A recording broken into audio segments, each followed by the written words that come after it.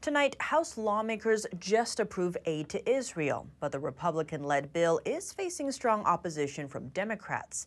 NTD's Wייסקאפ joins us now from Capitol Hill with the latest updates.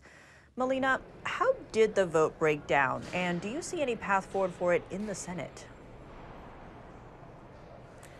So, Tiff, that vote just wrapped up just moments ago, and we did see 12 Democrats voting with Republicans to pass it, but not because they necessarily agreed with all of the details in the bill, but because they did want to show solidarity with Israel. The vast majority of Democrats voted against it. Some of those who opposed it said that they didn't want to set a precedent of having to condition foreign aid on needing to also make domestic spending cuts, which in this bill specifically, the $14 billion aid cost of the Israel aid is offset by an equivalent sum of money being taken from the IRS. Speaker Mike Johnson today doubled down on this position, saying he's not willing to change anytime soon. And Senate Leader Chuck Schumer says he's not even willing to let the Senate consider it. Watch this. The hypocrisy here is that by cutting funding to go after tax cheats, he will actually explode the deficit by billions and billions of dollars. What a joke.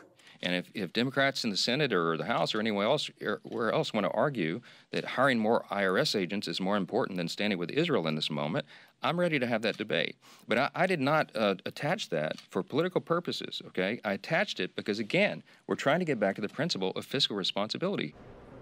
So even though it's passed the House, Tiff, it has no path forward in the Senate. The Senate Leader Chuck Schumer says that he instead is going to work on a bipartisan approach that's very similar to the request that President Biden made, that is tying Israel aid to Ukraine aid and aid for Gaza, the humanitarian relief, as well as some money to counter China. Now, while most Democrats say that they don't want to accept any package that doesn't also include aid for Ukraine, some are also open to passing a standalone Israel package just so long as it's a clean one.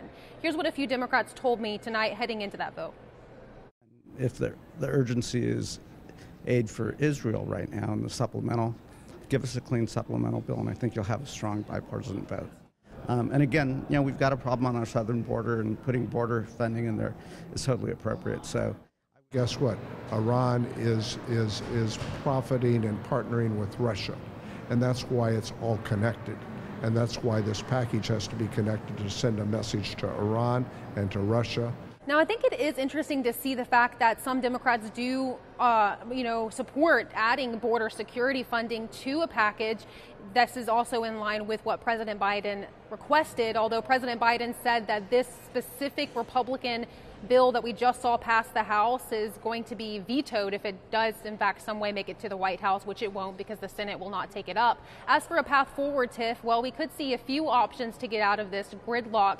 The Senate could just swallow the bad pill and, take an Israel aid package as a standalone one, so long as it's clean without any spending cuts attached to it. We could see that approach, or we could see them try to tie together this full package with Ukraine aid as well, but also use some border security funding to entice some Republicans to want to pass this sort of bill. So we're looking to see how the House and the Senate work their way out of this gridlock. Tiff?